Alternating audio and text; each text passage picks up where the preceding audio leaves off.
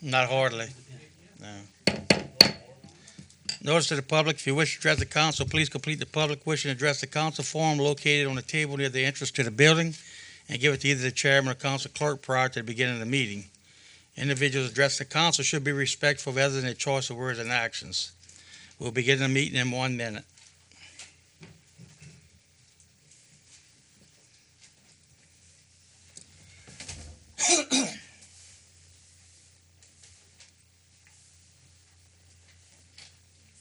Yeah, if you don't mind.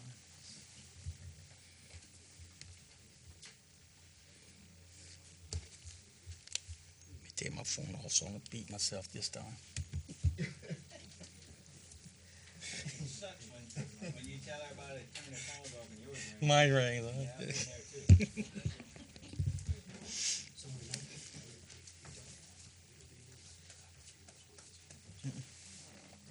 No. Thank you. Thank you.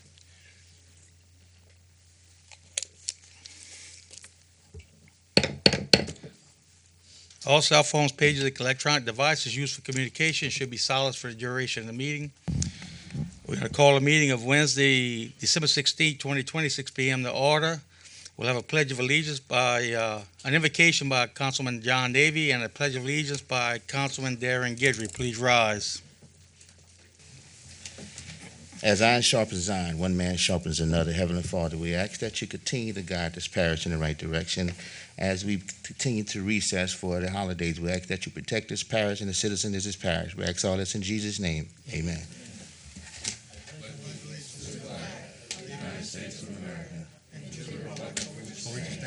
One nation, under God, indivisible, with liberty and justice for all.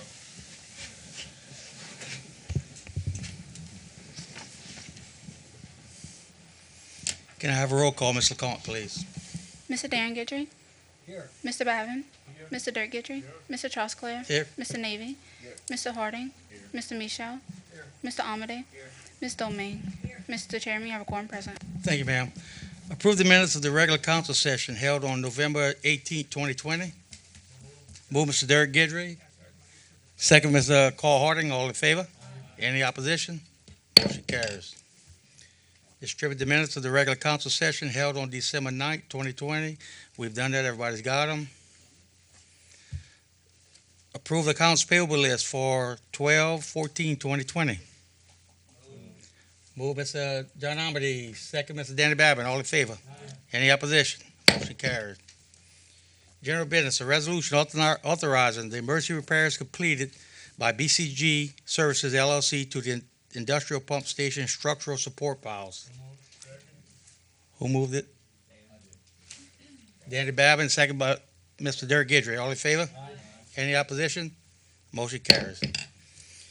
Item B is introducing the ordinance to amend the Terrebonne Parish Code of Ordinances to increase the existing 25 miles per hour speed limit to 35 miles per hour for the entire length of Klondike Road, to provide for the installation of said signs and to provide for other matters relative thereto, and to call a public hearing on said matter on January 13, 2021 at 6:30 p.m. Move, Mr. Dirk Guidry, second, Mr. Danny Babin. All in favor? Any opposition? Motion carries. Item C, discussion and possible action regarding the logistics of safety of holding Mardi Gras parades in 2021, given the concerns associated with the pandemic. Additional discussion as to whether or not reverse the parade benefits people of Terrebonne. Mr. Gerald Michel put that on the agenda. Thank you. You know, there's been a lot of talk about Mardi Gras and parades, and, you know, the decision was made to go ahead and hold a Christmas parade against what I believe is better judgment, and it's getting to be time to decide on Mardi Gras parades. In light of today's meeting, I believe, a letter came out expressing that the parish president and the sheriff have decided to postpone parades. According to Section 19-29 in the parish code, the ordinance says that parades can only be held at a specific time. So for that to change would require council action. So to postpone the parade would require council action. the parish president has the sole right to cancel the parade if that's what he chooses. But to put out a message saying it's going to be postponed without consulting the council or putting it before the council was premature at best. So, once again, parish president can cancel the parade, council can choose to postpone the parade. Regarding postponement, I've seen many messages, and I've gotten many messages from members of crews, not necessarily the presidents of any of the crews, but from members, riders, who say that they would like us not to postpone if we're not 100% sure we can have the parade. I don't know if Jefferson has made up its mind as to whether or not they're postponing theirs until Memorial Day or not. I know that was something that they were considering. And based upon everything that was told to us by the region, by Dr. Riggins, who's the regional public health director for this region, there's no good substitute for parades, and parades are not safe. And given the pandemic climate. And so, personally, I think we probably would be okay by Memorial Day. But what if we're not? We're going to postpone it again? So those are decisions that the council needs to make, okay? And we have concerns from the healthcare community that say that we certainly should not have them in February, which I think seems to be the consensus now. But we also have lots of concerns from individuals who are planning on riding or not planning on riding and want a decision and not a question mark of a postponement. What's going to happen if we schedule it for Memorial Day, and then in April we find out that, this is still not going to be a good idea? Then we've kept those people dangling when we could, just let them cut their losses at this point. Okay, and so the other issue with the parades is regarding the reversal of the parades. And this I've probably gotten more calls on than holding the parades at all, and that's just because I represent District 3, and the people of District 3 are accustomed to being able to go out to the parade early in a family-friendly environment and enjoy the parade and get home at a reasonable hour. And the proposal to reverse the parade would take that away from them. They would basically have two choices: go downtown, where the more adult crowd typically goes, and catch the parade earlier, or stay up till 11 or 12 o'clock at night, possibly. In all fairness, the sheriff told me we would get that parade through quickly, but we just cannot control whether or not they have a flat tire, whether or not they have any other problems that would stop the parade, and the parade ends up getting there. I can't imagine it getting there before 11 o'clock at night, and having these children out there. It's going to pretty much, I'm sure they'll find a way to go to the parade, but it's taken away something from the people in District 3 who are certainly accustomed to having the parades begin there at a reasonable hour. And it's not like there were not any alternatives. One alternative that was proposed was possibly moving the reviewing stand, having it toward the beginning of the parade, or even possibly having the toasts occur somewhere else. But one of the problems with the parades is a start and stop. They call it the accordion effect, and they're trying to stop this accordion effect. And so that's the purpose for starting it from the other side, getting the review and stand finished early, and then moving forward. But it does not satisfy certainly the needs of the people in District 3, at least the ones who've spoken to me about it. So first and foremost, we at some point will need to decide whether or not to have Mardi Gras parades at all this year, and whether or not to cancel them again is a parish president issue. And then at some point the parish council will need to decide whether or not to postpone. Second of all, the reversal of the parades is definitely not conducive to pleasing the people from the mall who want a family atmosphere that they can get home at a reasonable hour. Is there anybody else who wanted to talk about this? Mr. Navy? Yeah, I concur with some of the comments that Mr. Michelle just made in reference to the ordinance.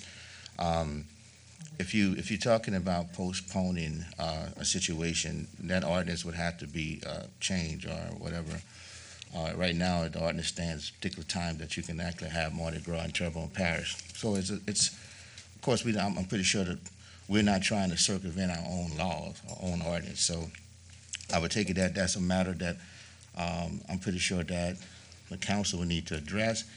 I put something out, and I'm not realizing what Mr. Michelle was doing, but I put something out in reference to that myself today, simply because, I don't believe I believe in being transparent, but I don't believe in misleading the public.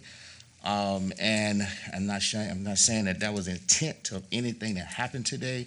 Simply just saying that I don't want the Mardi Gras cruise or anyone to really think that that decision lies with them when it's an ordinance that's on our books stating when we can actually have Mardi Gras.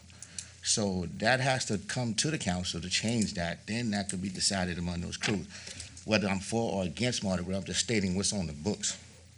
The other issues I have is reference to, if you have a meeting, I asked the last time we brought Dr. Riggins here to have public health involved. I hope public health and Dr. Riggins and his office will be involved in these discussions and these meetings to put, from a healthcare perspective, their twist and turn on what their recommendation would be in reference to that. I sent out something several weeks ago saying it's humanly impossible to social distance in a parade. Humanly impossible. No matter how you twist it, turn it, disguise it, it is humanly impossible to social distance at a parade. So I'm just simply, like I said, whether I'm for or against, I think we need to look at the pros and cons of all this. We're not sure when a mass distribution of the vaccine would actually be. Dr. Riggins came in and spoke and said that it could be around the summertime, that as a mass distribution of the vaccine that would affect a lot of people in Terrebonne Parish. So I think there's some things that we need to look at. Also, I would like to ask this council, and I know we have a state rep here, also that, Senator Cassidy and I think it's Kennedy too, actually proposed a release bill to the businesses. It's not a stimulus package, it's a release bill. Okay, and then that release bill is talking about the businesses that are impacted by coronavirus. Of course, the parades and the businesses that will be affected in Terrebonne Parish and throughout Louisiana has a lot to do with the situation with the virus. I would ask that somehow we try to look at that release bill that Cassidy and Kennedy is putting out to see how we can make sure, if we cancel, if that's the course or whatever happened, how can those businesses be included in that process where they can actually get relief from that they may be impacted by the cancellation of the parade, that including the Mardi Gras cruise or whatever the situation is. And I think we need to look at that and see if we could, offer some assistance with that or support. The other avenue is, I'm hearing a lot of crew members complain that they want to make sure if it's canceled, that their dues or whatever they have put out can roll over to the following year. I don't know that situation. I don't know what's going on with that, but there's been some conversation about apparently some crews are saying you don't get your money back. Some people are saying, well, you might get your money, or you might roll it over.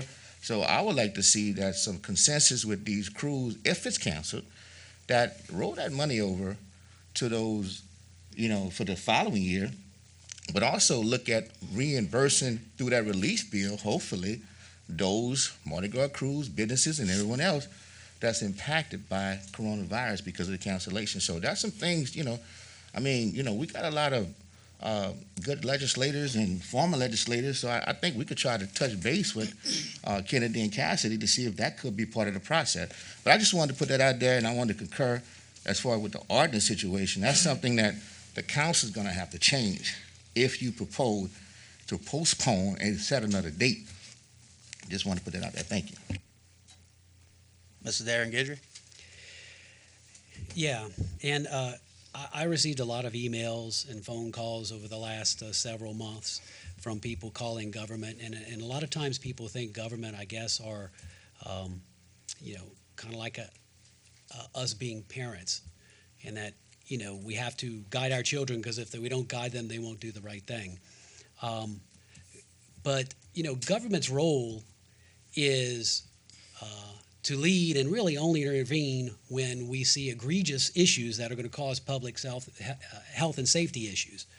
I can tell you, as being a member of a Mardi Gras crew, and my wife is currently a member of a Mardi Gras crew, these crews are just as conscious and concerned about the situations that are happening right now with COVID as we are. And we can say we're going to have Mardi Gras, but if the crews don't parade, we don't have Mardi Gras. And I can tell you the crews right now are of the opinion that in February it is not going to be safe to be out there and ride in Mardi Gras. So there was a meeting set up in January 11th, and so we were, I was hoping that we could wait and actually have the crews officially themselves say, as a result of discussions with the crews, we're pulling, Mardi Gras will not be held at this time, because the crews are very involved in this, and these are responsible people that run these crews. They are elected by the membership. Whether they get their dues back and everything else, that's a whole different situation. But I thank the parish president and the sheriff for taking forthright. I know they speak with the Mardi Gras crews, and maybe Mr. Dove can tell you of their conversations in making this announcement. But it was inevitable after the meeting on January 11th that's going to happen. And I want to tell you, I do intend, I spoke to our sheriff, to be at the meeting on January 11th. And I know Mr. Carl Harding, who's chair of our Mardi Gras committee, will also be available at that meeting on January 11th. And representing the council, if indeed the Mardi Gras crews themselves are asking us to move it to a different date. Because again, it will be the Mardi Gras crews that will be asking us to move it to a different date, because they are Mardi Gras. Without the crews, Mardi Gras doesn't happen in Terrebonne Parish. So, we'll look at that. I know my wife, among other people, have gotten emails from some of their members saying they don't want to ride if they can't ride the Mardi Gras week. They don't think they should ride Mardi Gras week. That's not what they're saying, but they're saying they don't want to ride another date. So it's possible that we may have only a couple of crews that want to ride at a different time that come to us. It may not be all of them. And all that has to be taken into consideration. I think we're still premature. We'll know a lot more after January 11th, but I know the general public was very concerned hearing all the other communities talking about canceling their parades. And I know it was difficult to wait till January 11th. So, I appreciate that at least we have some guidance from Parish President Dove and from our sheriff. On reversing the parade, looking through the ordinance, that is not an issue that the Terrebonne Parish Council, we can give our opinions on it, but ultimately the decision of the routes of the parades and how they're done is up to our chief of police and our sheriff's department. So that's going to be decided by them, and they're going to look at all the different things, and we're more than welcome. But that's not a decision we need to make. It needs to come before us. If we hold it at a different time outside of Mardi Gras, yes, that will come before us, and that's why I'm going to attend the meeting on January 11th, just to see what the crews recommend. But again, the crews, these are good people, and I think we're discounting the crews and saying government needs to take over for them, and I think the crews are going to do the right thing, and they're doing the right thing. And I think that's why you're seeing that Mardi Gras is not going to happen this year during the Mardi Gras season. But thank you for Mr. Dove again and Sheriff for at least giving some guidance before that January 11th meeting. Thanks. Mr. Harding? Yes. Being a former military man, and people have heard the military saying that they retreated. But being a Navy man, we made it strategic withdrawals. Being a retired firefighter, there are a number of instances and incidents that we had to take a step back and regroup to actually make a full assessment where we can actually make a solid attack and make progress in great efforts toward sustaining, containing, and extinguishing fires. I think the best part about the letter I received today was the fact that it was canceled. I've had some talks with some Mardi Gras crews and members of the crews and people that are directly associated with the crews. And their situation was the fact that they want to know. So, you know what I mean? And knowing you have a better time to prepare for it instead of January 11th, of course, you're correct. I had the intent to be there on January 11th, but I understand the scope of my position, even though I have a opinion on certain things. And first and foremost, in reference to the health and care of the citizens of Terrebonne Parish, I would actually take the medical approach to it, to sustaining life, and if we cannot contain, or if it is not contained, then the severity and the spread of it should be most certainly considered. Whether you're changing the route, whether you have a different day, I don't know how far we can kick the can down the road, but I don't think that there's nowhere in the near couple of blocks that we have to go, or a couple of weeks that we have to go toward making another decision. I'm sure the position that everyone seems to want to have is protect their own interests. And Terrebonne Parish itself has an interest in Mardi Gras, taxes, revenue in reference to business owners. But most importantly, we have people that are associated with Terrebonne Parish Consolidated Government that actually take care of certain aspects of Mardi Gras. Some of the workers, they're constantly out there. They're going to be exposed. We also associate our police and our overtime. We supplement the sheriff's office at times and everything like that. All of these factors have to be looked at. And all I ask for the people that are involved is don't take it personal. We make the best decisions for Terrebonne Parish. And oftentimes we make prayers up here and say that, you know, we want to make the right decision. I think that we should put forth the effort, what every member of and every citizen of Terrebonne Parish should be considered, and not just one individual group or one individual person or one individual district. So again, I commend the parish president and sheriff and the sheriff for making an early decision prior to that January 11th, so we can have an opportunity to reassess ourselves and create a better position for ourselves. Thank you. Mr. Danny Bavin? Yeah, just a quick, and I'm gonna pass it on to Mr. Dove because I know he's got a lot to say. But in his letter, he didn't say cancel. He said postpone. Okay, and I think he is aware enough to know that by saying postponing, it would take this council to have to change a date on there, because I know Mr. Abad knows the law, and so does Mr. Dove know the law. I think what we have in here, and you said it just a minute ago, Darren, this is a premature conversation tonight. All of it is good ideas, but let's wait and see what happens on January 11th. Let's get the feedback from the crews. You're right. They may come up and say, we just want to cancel it altogether. So it makes it very simple at that point. But also, as I talked to a number of the crews presidents today, remember, these are all private clubs. We can't tell them to pay their members back from the dues this year. They give it back this year, or they don't give it back next year. Next year will be the problem. They'll have a fiscal problem. All right. So again, that's getting a little bit out of our purview. So I'll pass it on to Mr. Dove, because I think they've made a wise decision. Thank you. Mr. Dove? Well, you know, first of all, me and the sheriff, along with Earl Hughes, you know, we have been monitoring this vaccine situation for quite some days. This just wasn't something that happened overnight. And, you know,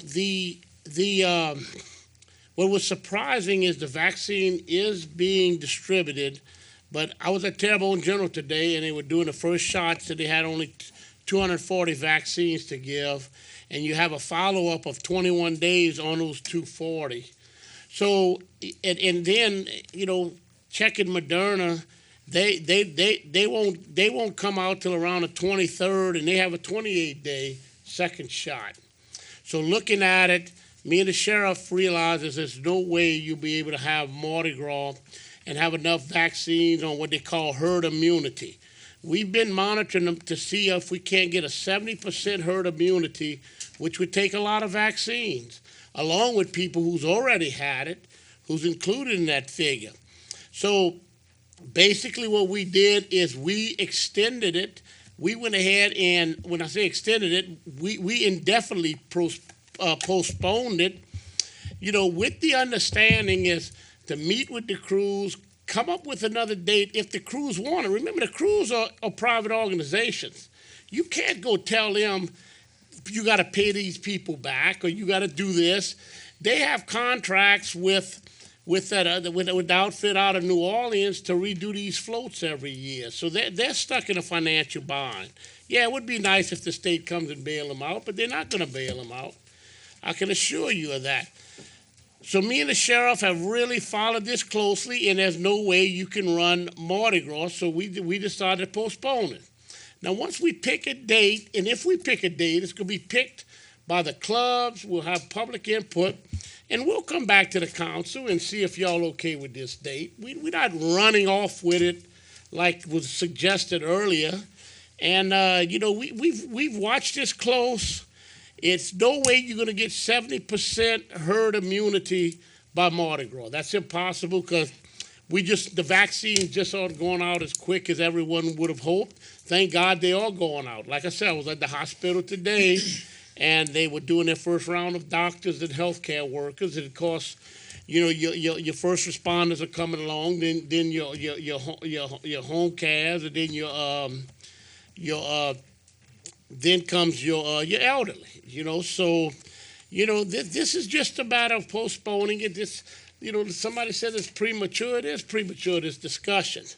So there's no reason that we can't postpone it and let's see what happens, because I believe there's five other companies. When they start putting out this vaccine, I believe you're going to see it go pretty quick. And according to I'm going to ask Mr. Abed to explain it, but according to the emergency that we are in right now on the state and local, I can make that call on behalf of this government. And Mr. Abed, if you wouldn't mind explaining it, I would appreciate it. After Mr. Navy speaks. You want that? Okay.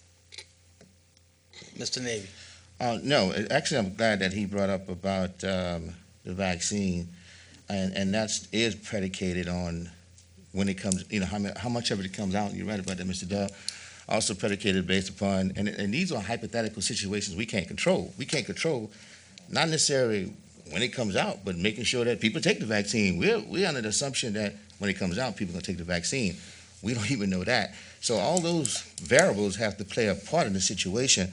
But I still say, no matter what no one says, I still say we got a relief bill that Kennedy and Cassidy. I do hope they support those businesses that are impacted, that they say they would like to try to support. So I hope that does happen. But I really want to say from the school board perspective, I'm glad that you also announced that, because a lot of things that Mr. Martin has to do, Mr. Martin just had to make a very tough decision based upon athletics, based upon the health, welfare, and safety of the kids at the schools about canceling, some of the athletics. So by this being put in play, it helps to make some decisions, helps him to be able to make some decisions with moving forward with the school system. And I'm glad you did that from that perspective, because he needs to know and know what's going on too, and I support that 100%. But I just wanted to put out there, like the simple said, we need to support our businesses, and I agree with that.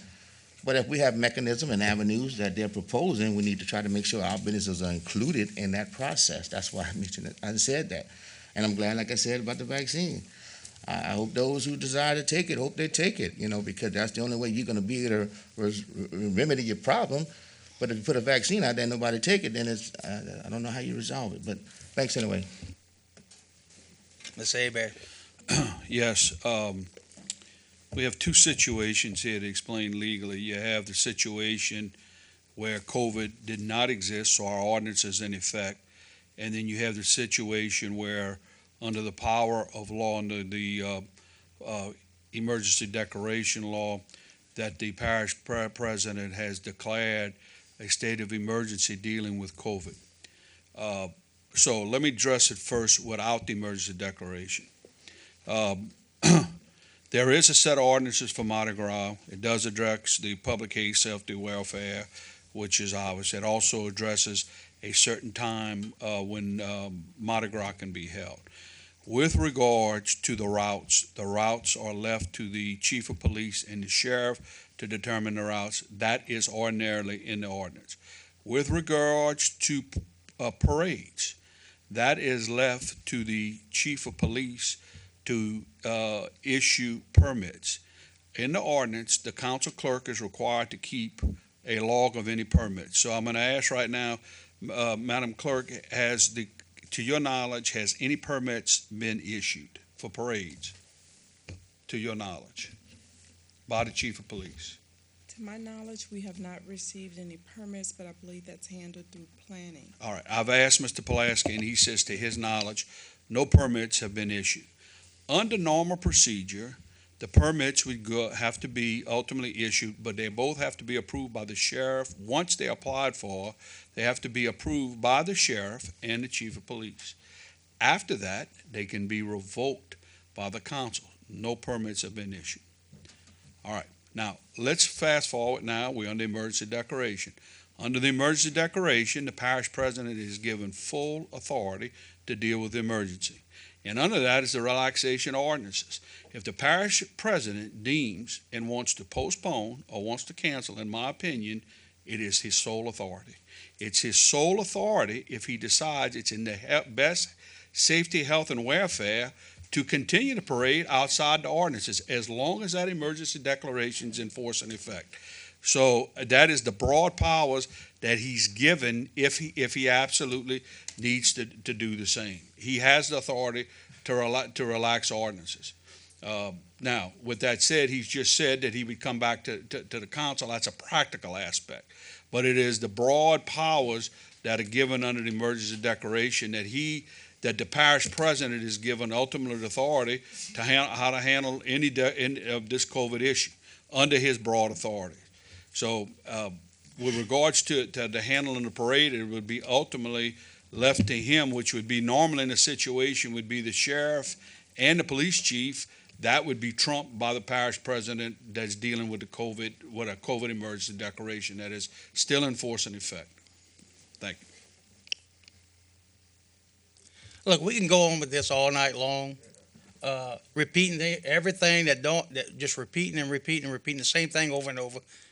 It's a moot point at this point because nothing's been determined other than the parades are not going to happen on Mardi Gras. No permits have been issued. No permits have been issued. So, I mean, everybody wants to chime in, and I want to give everybody their opportunity to speak, but we say the same thing over and over and over. At some point, I think we need to just move on and have this meeting when it's relevant. At this point, it's irrelevant. There's no motion on the floor by anything either. So, Okay.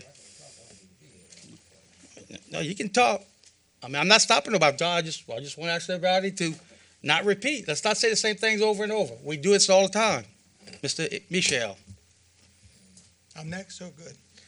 This is a prime example of give them an inch, they take a mile scenario. This is ridiculous. That I can certainly understand where it would fall under canceling the parade under the emergency order, but postponing it when there's every opportunity. The COVID has no effect on our capability to govern in this issue. So give them an inch, take a mile. Second thing is, this is another reason why this parish council needs its own legal representation, because we have no legal representation as a parish council. Thank you. Mr. Navy. My question was, I was just going to ask, Mardi Gras, you saying that Mardi Gras is considered an emergency issue? That's what I was asking. Wait, let me finish. The ordinance in reference to, like you said, council, and he can suggest postponing. I agree with that. But then to make a decision is not an emergency issue, to make a decision based upon when you can have Mardi Gras. That has not, people don't even celebrate Mardi Gras up north or in other places. So why, that's an emergency. That's why I was trying to, did I understood that right, what you said? yes, what I said is that COVID's the emergency declaration, and the parish president, under his broad authorities, has the right to lax the ordinances and do what he deems best in the health, safety, and welfare and the interests of the parish. As some of the councilmen have expressed their concern, obviously, number one, with the safety and the medical issues, number one, but they also understand the economic issues involved. So what I'm saying is that all has to be taken into consideration, and I think the parish president has made it clear with his sentiment. But we're not there yet. There's nothing happening. No permits have been issued. They're not going to be issued. He said that he is postponing the parade, and so other than that, the emergency power is not about Mardi Gras. The emergency power is handling a situation that is being disrupted because of COVID. No, I don't disagree with Okay. that. I just thought I thought you was implying that you could relax the ordinance in reference to when you can have Mardi Gras. Yes, I said that he can handle well. that. It's within his broad powers if he deems that it's got to be moved in order to satisfy the emergency. I think that's within his broad powers. He's given very, very broad powers, just like the governor's given very, very broad powers. And so, yes, I do. Okay, under the broad powers of that act, he has to deal with the situation. Somebody has to deal with it. Okay. All right, moving on. Item D is discussion of possible action regarding council members being required to complete public records requests in order to obtain information from administration. Mr. Michel. Thank you, Mr. Chair. A couple of meetings ago, there was some information given that. Gerald, excuse me. I apologize. We had a speaker card. Go ahead. Yes. Yes, let's go back to the original discussion on parades. I have a speaker card, Mr. Jacob Boudreau, MD, would like to speak on parades. And I do apologize for overlooking the speaker card. And if you would state your name and address for the record, please. Hi there, my name is Jacob Boudreau. I live at 149 Versailles Drive, I believe in District 6. I have some thoughts I would like to share with the council concerning Mardi Gras parades happening in Terrebonne Parish. I'm kind of confused about whom I should address this to, who has the final authority, so I'll address this to the council and to the parish president. Dear councilors and parish president Dove, my name is Dr. Jacob Boudreau. I'm a resident here in Homa and a constituent of District 6. I would like to speak to you today in opposition of holding Mardi Gras parades in 2021. The first presumptive case related to COVID-19 pandemic in Louisiana was announced on March 9th, 2020. In the ensuing 9 months, we have had to sacrifice so much as a city, state, and nation. In fact, reflecting on the last 9 months, the only word that I can use to describe this year is the word loss. The loss of the ability to celebrate graduations, weddings, and anniversaries, the loss of the ability for so many of us to hug and kiss our papas and mamas, and most importantly, the sad but true loss of so many of our dear friends and family members whose lives were tragically taken due to the COVID-19 and coronavirus. If asked whether we should hold parades next year while this deadly pandemic has already taken the lives of more than 300,000 Americans, the simple answer is no. Looking at our numbers, it's clear to see that as a state, we are going in the wrong direction. Cases are going up, hospitalizations are going up, deaths are going up. And despite this being the 9th month of the coronavirus being among us, we as a city, a state, and a nation have not learned how to protect ourselves from it. Going to almost any store in Homa, the majority of patrons are not wearing masks or practicing physical distancing, and current guidelines are ignored, if not blatantly flouted, by my fellow citizens. Things are not getting better. Now, as a parish, we need to say that enough is enough. Well, more broadly, I mourn the loss of Mardi Gras, and I certainly feel for the businesses who rent tuxedos for tableaus, the beads and toy vendors, florists, photographers, hotels, and restaurants who count on the season for a large share of their profits. I more personally, steadfastly yearn for just the simple pleasure of having my goddaughter on my shoulders, catching Mardi Gras beads while high school bands play. I'm comforted in knowing that this will be the right decision for our parish. We have canceled parades in times of great national distress and war before. Today is no different. While vaccines are coming onto the market and several will be available more broadly in the coming months, despite them being a light at the end of the tunnel For now, this light merely shows us how dark our tunnel is and how much farther we have to go through it. To hold Mardi Gras next year would be coughing in the face of the nearly 17,000 physicians in our state, who have seen so much unnecessary death and despair this year. As we say in Louisiana, the bon temps will roule again, but for now, we need to say enough is enough. Please cancel the parades. Lives are at stake. Thank you.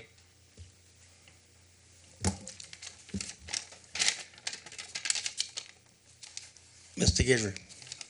Sorry, Mr. Chairman, but I just wanted to thank Mr. Boudreau for coming up here and taking of your time. It's a very passionate issue, and I appreciate you doing that. And I think your sentiments are echoed, and I think this council will. There's no argument with what you say. I think we fully agree with what you're saying. Thank you, Doctor. Thank you. Mr. Michel. Dr. Boudreau, thank you so much for coming. We need to hear from the professionals. And we're so glad that you're here. We're glad, I understand from our earlier discussion that you went to high school here, and you're still living here, and we're so grateful for that. And we're glad that you cared enough to come up and to share your opinion with us. Thank you so much. Thank you. And from the chair, thank you, Dr. Boudreau, and I do apologize again for overlooking your speaker card. No worries. Thank you. Okay, now we'll move on to item D. Is discussion and possible action regarding council members required to complete public records requests to obtain information from administration. Mr. Michel. Got it.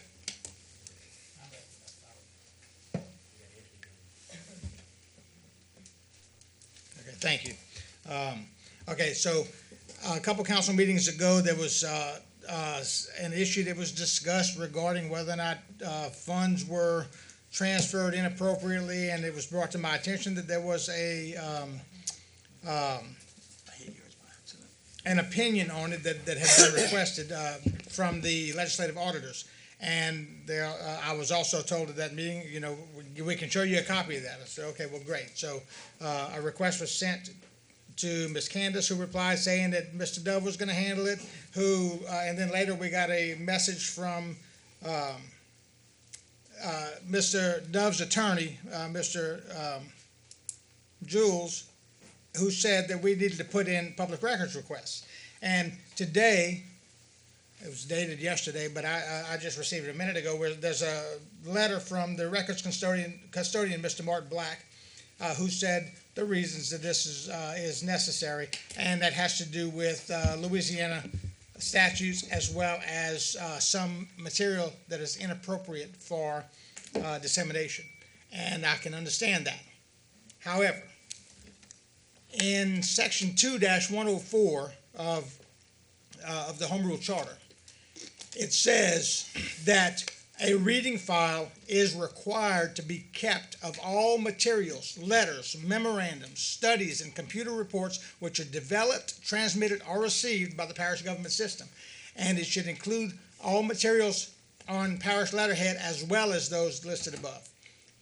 And it says further that the council clerk shall be responsible for maintaining an up-to-date cross-reference reading file for all materials so presented from the administrative or other offices. And then it's got a couple of more little lines there. But I would submit that if that were being done properly, 95% of all the requests could simply be given to the council clerk. Anything that the dissemination it would be inappropriate wouldn't be in that file, at which time then it would be perfectly fine to request it from the public records custodian. But that is not being done as far as I'm aware. Am I correct about that, Ms. Suzette? Are you getting these large numbers of documents to file and cross-reference in a council file? Actually, most of the documents that are received are placed on our electronic reading file, and it's uploaded by the department. Specifically, that report I did not see. Okay, so is it your opinion, and we haven't discussed this, and I apologize for putting you on the spot, okay? And I don't know what your opinion is, so this is not a prepped question, okay? But is it your opinion that all of the stuff that is placed on parish letterhead, with the exception of those things that might be privileged for litigation purposes or other purposes, as well as all letters, memos, studies, computer reports, and which are developed, transmitted, or received by parish government is in that electronic file? Neither confirm nor deny that all reports, letterhead documents, studies are in that electronic reading file. Okay, thank you. Well, and I just submit that if they were all there, that the number of times we would need to request this from someone else would be virtually non-existent. And this is, we're getting this on December the 15th, 2020, and this is the first time we're hearing this sort of thing for the last 5 years, okay? And previous administration didn't have it either. And so this, to me, is a typical retaliation bullying tactic of this administration. And I have a problem with that, okay, because this was never before. And the irony is that just in the last 2 days, since Monday, I went over Excuse me, Gerald, hold 1 second. Let me reset your light. Okay, go ahead. I'm sorry. The irony is that I just finished going through the discrimination, bullying, sexual harassment little 1 hour seminar that we have to do every year, and our Director of Human Resources specifically says that this is not going to be tolerated, and this is not the only issue of such bullying and retaliation that I've seen. So, this is wrong on several levels, and I apologize to the other council members because I have a feeling if I hadn't asked for that report, or if I hadn't questioned the almighty administration, that we would never be hearing this at all, and we would continue to be able to request information like civil people when we call and request something that we're certainly entitled to receive. Mr. Hebert.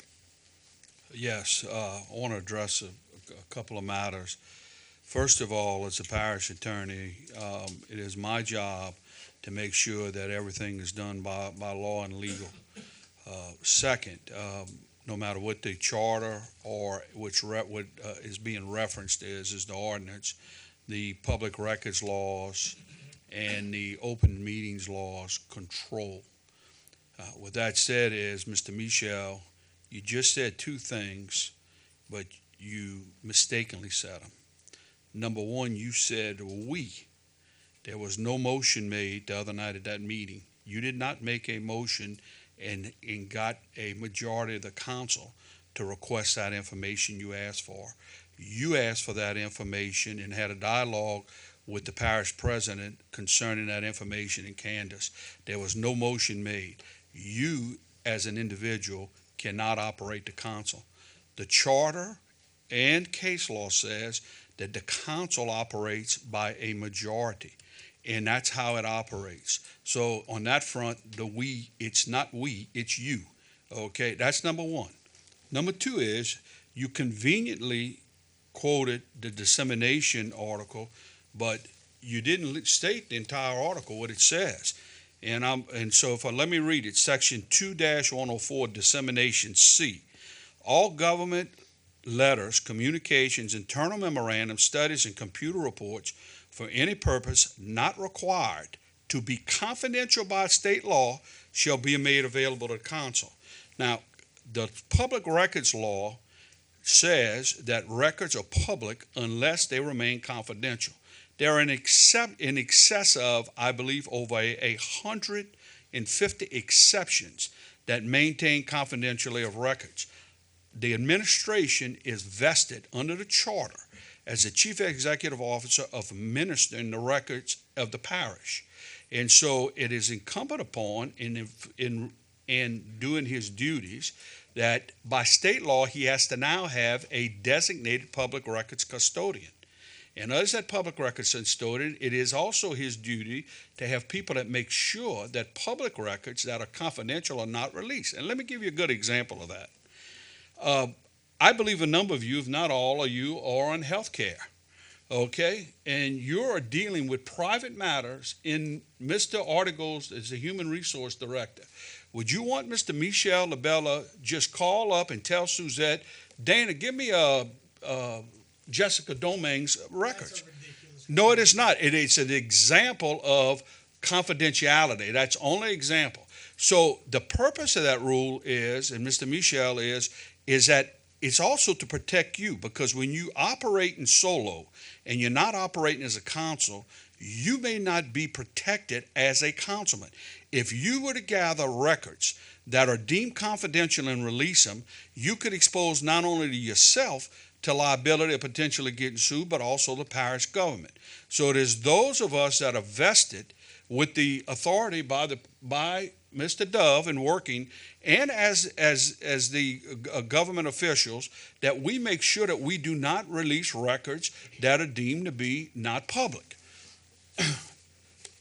I want to also state that the next article that he did not mention was 2-105 that follows 2-104.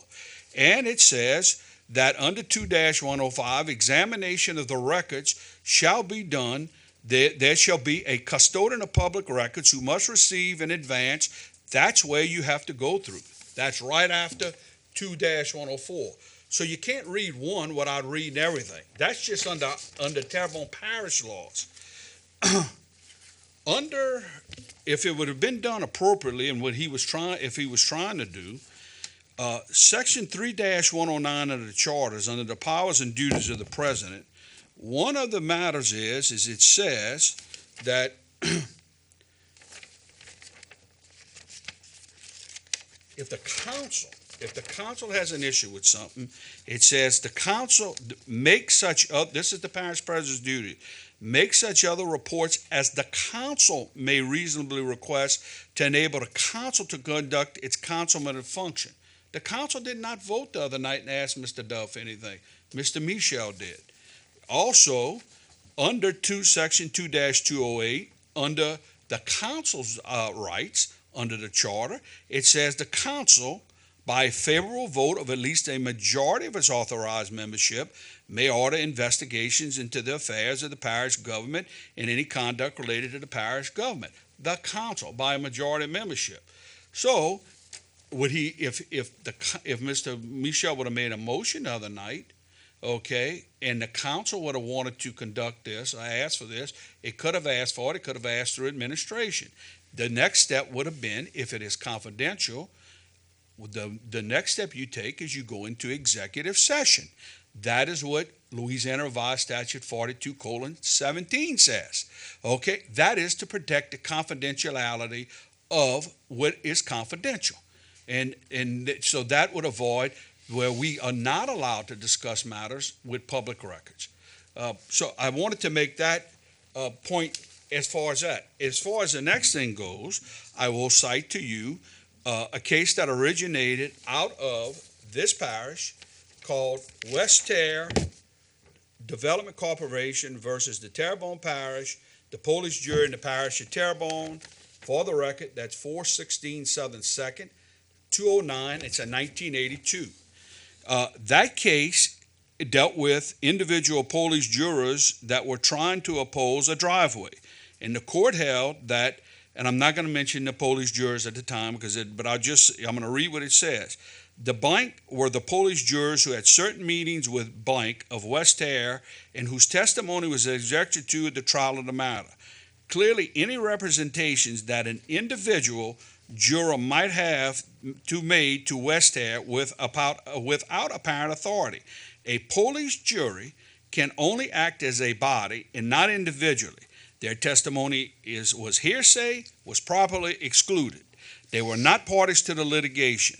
The record does not reveal any affirmative action on behalf of the Polish jury or any duly authorized member or representative of the Polish jury as it concerns the trading of one drive for another.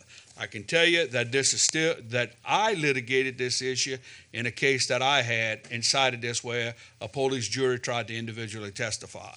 The point being is that one councilman does not make a decision. The council makes a decision. And with that said, also, the Attorney General opinions on the same have said the same. And I have the Attorney General opinions. It's Louisiana Attorney General opinion 87-6119 which says the same thing. I have another case that was cited where individuals, a councilman asked for public records, and the court said that it was not the council, it was the individuals. So the point being is that if somebody is going to ask for records, we have to ensure that the confidentiality, if they are not releasable, is protected. That protects you individually, that protects the council, that protects the person in the department. If somebody, we have, as you well know, we have people working everywhere in all departments. If a councilman was to call a clerk in a department or a secretary and ask to send something, that person may not know better.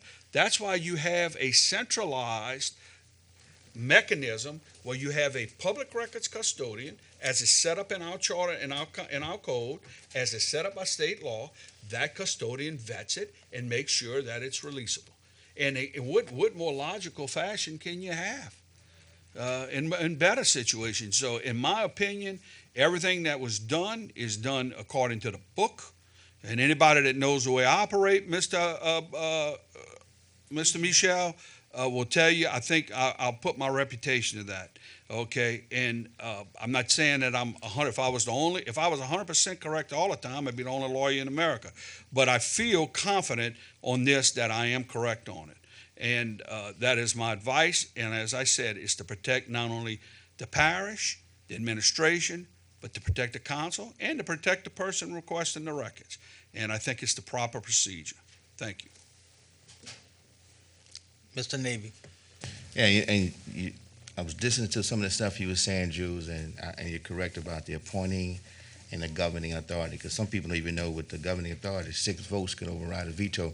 But I want to ask you a question about something you had on there in reference to what about paying for, let's just say that I request a records or I get Suzette request of records, would she have to pay that 25 cents?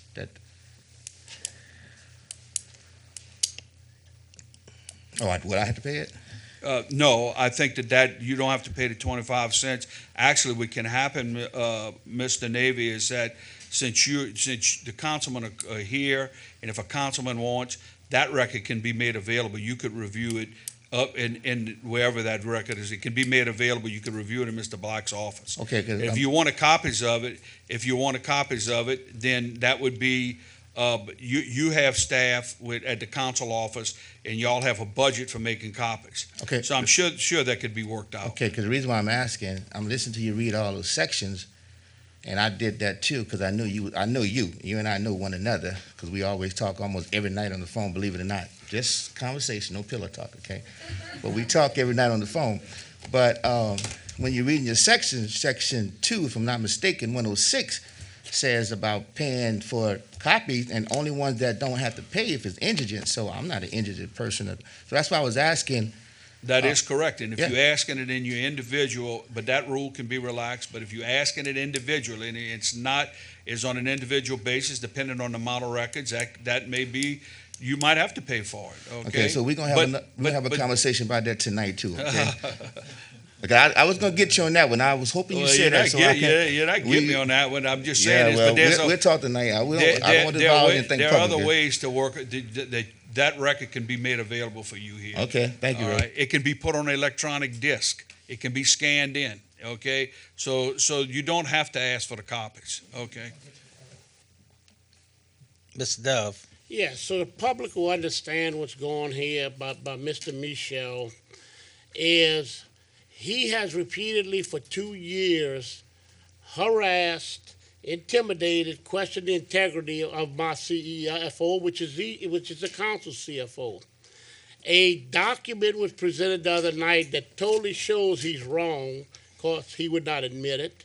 And so when Mr. Michel contacted my office for this same record, and I'm going to send y'all this same record. There's an ongoing investigation on Mr. Michel for 2 years of harassing an employee of Terrebonne Parish in the public. So I wanted to make sure that we do everything by the book, and by the book is to go through Mort Black. And that's what I'm going to do as Mr. Michel or anyone asks questions. Now, if you look at this deal, look at the dates. We received this July 10th, 2019. Excuse me. We received this December 5th, 2019. And I got it yellow. We do not believe the $3.1 million transfer violated the Home Rule Charter. I'm going to repeat this for Mr. Michel because he's hard-headed. We do not believe the $3.1 million transfer violated the Home Rule Charter. Bradley Cryer, CPA, Director of Legal Government Services, Louisiana Legislative Auditors. That is the IRS for the state of Louisiana who cleared this lady. Bourgeois and Bennett cleared this lady, which is the auditor for the council. So while we're doing an HR investigation, I have to be very careful, besides what Mr. Hebert said, to release anything, because this is an ongoing harassment, intimidation that Mr. Michel has been doing for 2 years. Now, to add fire to it, if you would pass that down, on July 10th, 2019, Mr. Michel had received, long before we received ours, from Mr. Bradley Cryer, CPA, Director of Local Government Services. And Mr. Bradley Cryer told Gerald Michel in an email that based on our discussions with our attorneys, we do not believe that the $3.1 billion transfer violated the Home Rule Charter. Now, he knew this, and he continued to harass the CFO of Terrebonne Parish, and he ought to be ashamed of himself. Now, he don't think we have this, and he didn't bring this up the other day when he told us he hadn't received nothing from the legislative auditor, and he acted surprised with that. Look at the language. It's identical. Now, remember, from Bradley Cryer to Gerald Michel, and then Gerald Michel, if you look further, to Bradley Cryer. So he asked the question, Brad, have you had the opportunity to find out the status on the rerouting of taxpayer funds from an urban service division? Gerald Michel, thanks. So he had this while he was harassing this lady. That's why I opened up an investigation. And Mr. Michel, cat got your tongue over that, because you misled this council, you misled the public, all in an effort to prove her wrong about transferring some money from the utilities fund to the general budget. I don't know what is your game, but this is the smoking gun that proves you are a liar and you're misleading your colleagues and the people of Terrebonne Parish. So you see it. Why didn't you tell everybody you had this? You didn't want them to know. You didn't think we had it. So with that, we have come to this crossroad that he's trying to find stuff out on an employee. So I have to be careful. Mr. Navy put in a public records request. Got no problem with it.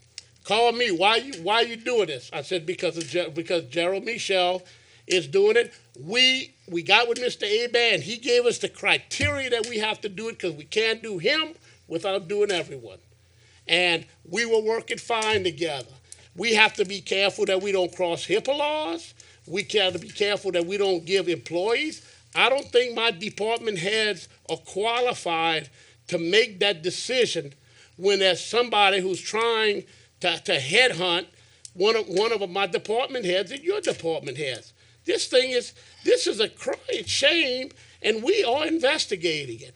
And we have got to the bottom of it because of his email. He knew July the 10th, which is 1.5 years ago, he's been getting on this lady right here. Now, she has not sued him. That is her choice. He has gone overboard with her and never left it up. That's why we are doing the public records request. We have to do it by the book because of the ongoing investigation over Mr. Gerald Michel's conduct, which is ridiculous as a member of this great council. Thank you. Ms. Domay. Yeah, and I'd like to remind this council that it is Christmas, and so let's try to be kind to each other. I think it's interesting that a member of this council brings up bullying other, members of the council and bringing up bullying with some of our department heads, because I've witnessed bullying from council members to the department heads, and I would like to publicly say, Miss Malden, I know you're doing a great job, and I spoke to many of the other council members as well, and I can't speak for them, but I'm really sorry that we didn't come out in your defense last week, and I'm on the record, I want to say you are doing a fantastic job. You're probably one of the hardest working women that I know, and I know that I've spoke to you about that several times. You've even told me that in the middle of the night you wake up and you write little notes about some of the ideas you have, and so woman to woman, and as someone who's been bullied professionally, I think you're doing a great job, and we just have to wipe it off and keep on going, and keep doing what you're doing. All right, thanks. Thank you. We have some more lives, but I'd like to say something. Candace, from this councilman, you're doing an outstanding job. Always have, with the utmost integrity and reliability than, pretty much anybody I've dealt with in the business world, private business world, and in public, in government. Hold your head up. You're doing a great job, and I got your back for whatever that amounts to. Definitely always, if you have anything, I'll definitely work with you on it. That's all I have to say. Mr. Michel. Thank you. I have this theory that if you don't lie, you don't have to remember what you said, but still there's sometimes that I don't remember. And I've had a conversation with a couple of people about this thing that's dated July 19th. I said, July 10th, I'm sorry. I really believe that I could have forgotten requesting it, but if I got an answer, I did not believe that I would forget getting an answer, and I stand corrected, and I do apologize to this council for that. So, yes, that is the opinion of the legislative auditor, Mr. Bradley Cryer, and and I continue to disagree with that opinion. This is still moving money that should not be moved. And let me make one thing perfectly clear. Never, ever did I ever question Ms. Malden's integrity. And I would never do such a thing.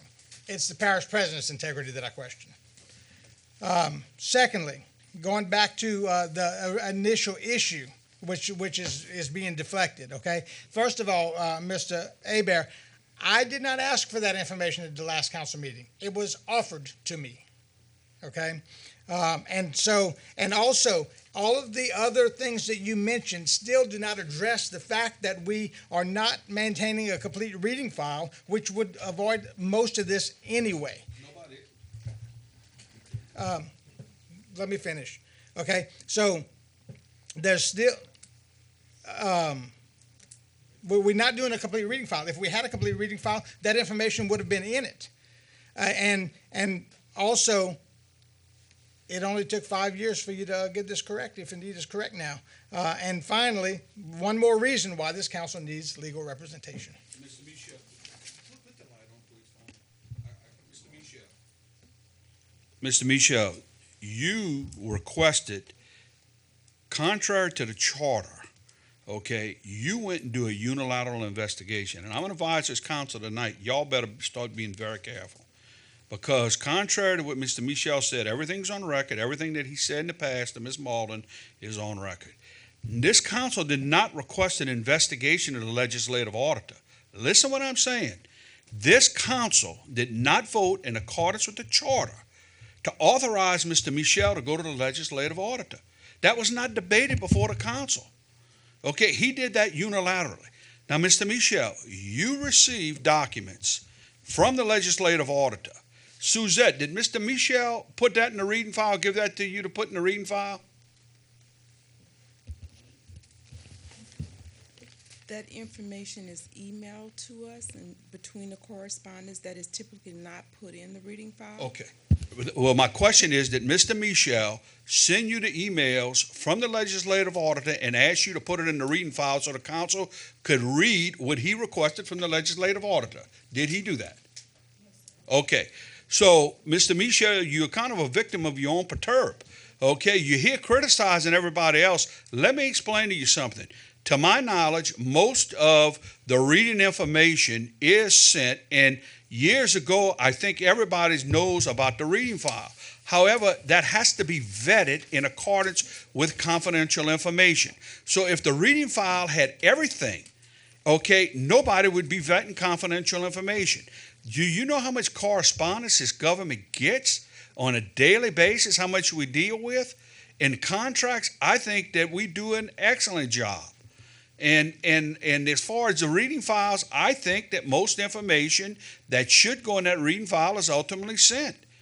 And that's why if something's missing, then you can ask for a public records request. Some information is not going to go in the reading file. A personnel file cannot go in the reading file. You can't put it. It contains confidential information. I'm just using that as an example. I could go on for hours about confidential information. But the point being is that my advice is very simple. We need, since this has come up and this is an issue, the easy solution to address what you said was to follow the rules, follow the law, go through the public records custodian. And again, I'm going to admonish the council, there's no motion on this floor. And there's never been a motion made, and there was never a motion by Mr. Michel to have an investigation. Okay? So I think a lot of this is just his unilateral talking. All right? Okay. Thank you. Let's move on. Thank you.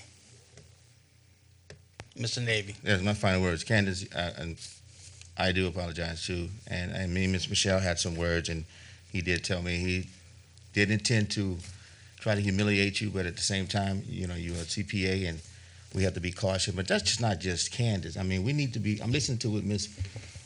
Jessica Domingue was saying. She's the only lady on this council. We need to be respectful of our ladies, period. I mean, they are our employees. They do a fine job, all of them. Suzette, the whole staff. I mean, we just need to be cautious in that matter. And I just want to put out there, Ms. Mr. Navy, can I ask you a question? Did you say that I did want to humiliate her? No, I said didn't. I just wanted to make sure because it sounded that way. No. We, and you and I had a good conversation about that. No, and I just want to put that out there. But and Candace, truly, I didn't feel that anyone needed to. We know your integrity, so that's. But I just want to make sure that I see State Representative Bear Amadi. I want to make sure that we didn't try to bully you when you was on it. No, okay, I just want to make sure. Okay, but no, I'm being serious about the fact that all our ladies that work for us, we need to be cordial about what we do and how we handle the situation. But thank you, anyway, Candace. You do a wonderful job, and like I said, we got your back. All right, thank you. Thank you, Mr. Navy. Moving on. Item E is an introduction of an emergency ordinance to amend Section 13-89 of the Terrebonne Parish Code of Ordinances to update antiquated language and to add a requirement for excess or umbrella liability insurance coverage. Move Mr. Amity, second Mr. Babbitt. All in favor? Any opposition? Motion carries. Update on the drainage reports. Mr. Toops, entertain any questions, anything from any of the council people? Seeing no lights, we're going to move on. Public wishing to address speaker cards. We've already completed all our speaker cards. Committee reports. Public Services Committee. Who's the Public Service Committee? Hold on, Mr. Okay, Mr. Harding, you on? Yeah, I'm going to make a motion that the council accept and ratify the minutes of the Public Service Committee meeting held on December 14, 2020, which called for 2 public hearings. The first public hearing to appoint Larry's Insurance Agency, LLC, to serve as an agent/producer of records for property, flood insurance, special equipment, floaters, inland marine coverage, and sell public hearing on and have a public hearing to be held on Wednesday, January 13, 2020 at 6:30 p.m. The second one is to authorize a acquisition of property owned by Henry John Richard and Sharon Flynn Richard required for the construction of installation of a sewage lift station on Martin Luther King Boulevard, State of Louisiana, Highway 3030. Authorize the parish president to execute any and all documents necessary to acquire property for said purpose, and call for a public hearing on Wednesday, January 13, 2020 at 6:30 p.m. Motion by Mr. Harding, second by Mr. Danny Babin. All in favor? Any opposition? Motion carries. Budget Finance, Mr. Navy. Motion that tonight should read as follows. I make a motion that the council accept and ratify the minutes of the Budget and Finance Committee meeting held on December the 14th, 2020, which calls for two public hearings to authorize acquisition of sites of full ownerships of the servitudes required for the Hollywood Road Extension Bridge project, and call public hearing on said matter on January 13, 2021 at 6:30 p.m. Also to authorize acquisition of property located at 219 Barrett Street, 8004 and 8008 Main Street, Houma, Louisiana 70360, to facilitate the needs of the Terrebonne Parish Consolidated Government for additional parking and other needs adjacent to and of vicinity to the Government Towers building. Authorize the parish president to execute any and all documents. Call a public hearing on said matter January 13, 2021 at 6:30 p.m. Motion, Mr. Navy, second, Mr. Babbitt. All in favor? Any opposition? Motion carries. Street lights. First, Mr. Dirk Gidry, second, Mr. Darren Gidry. All in favor? Any opposition? Motion carries. Appointments to various boards, committees, and commissions. Bicane Fire Protection District, one expiring term. Mr. Robert Page expressed his interest in continuing to serve. Open, close, and appoint Mr. Page. Open, close, and appoint Mr. Amity, second, Mr. Darren Gidry. All in favor? Any opposition? Motion carries. By Blue Fire Protection, two expiring terms. Mr. Thomas Dardar Jr. expresses his interest in being reappointed. Open, close, and appoint Mr. Dardar and hold the other position. Open, close, and appoint Mr. Dardar, Mr. Amity, second, Mr. Harding, and hold the opening spot. All in favor? Any opposition? Motion carried. Go to a fire district. One expired term due to resignation. Ms. Linda Watson expresses her interest in being reappointed. Open, close, and appoint Ms. Watson. Before we go, Ms. Suzette, we show him one expired term due to resignation, and we get a reappointed. Ms. Watson's asking for reappointment. It should be appointed. I didn't look at the back of, does she have her application and stuff turned in?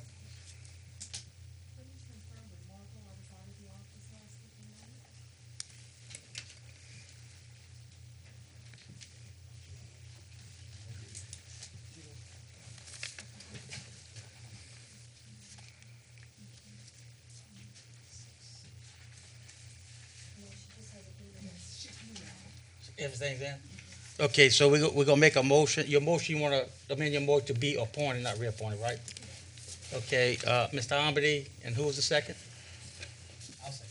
Darren Gidry, second. All in favor? Any opposition? Motion carries. Schriever Fire Protection District, three expiring terms. Mr. Phil Scheckschneider, Mr. Sam Tabor, and Mr. Daniel Ade Jr. expressed interest in being reappointed. Open, close, and appoint Mr. Scheckschneider, Mr. Tabor, and Mr. Lede Jr. Second. Open, close, and appoint all three by Mr. Amity, second, Mr. Darren Gidry. All in favor? Any opposition? Motion carries.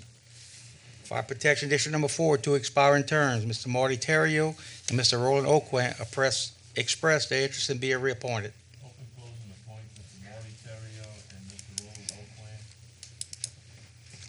Roland Oakland. Motion to appoint Mr. Terrio and Oakwan by Mr. Babin, second, Mr. Dirk Gidry. All in favor? Any opposition? Motion carries. Fire Protection District Number 6, three expiring terms. Ms. Marietta Ellender, Mr. Alcee Dupree, and Ms. Michelle Chasson expressed their interest in being reappointed.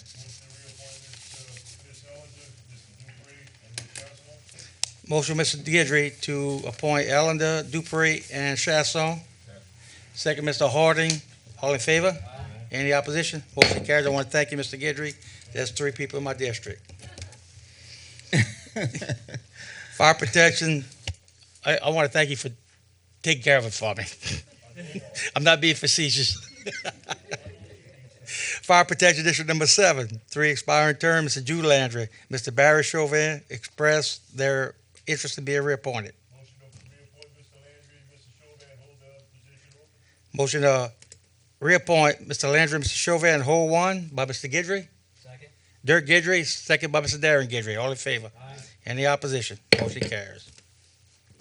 Fire Protection District number 9, 2 expiring term, Mr. Charles Dusenberry and Mr. Terry Bro expressed interest in being reappointed. Motion to open, close the appoint, Mr. Harding. Second by Mr. Amity. All in favor? Any opposition? Motion carries. And that's open, appointing Dusenberry and Bro. Rec District number 7, 1 expiring term, Mr. Jay Duplantis expresses interest in being reappointed.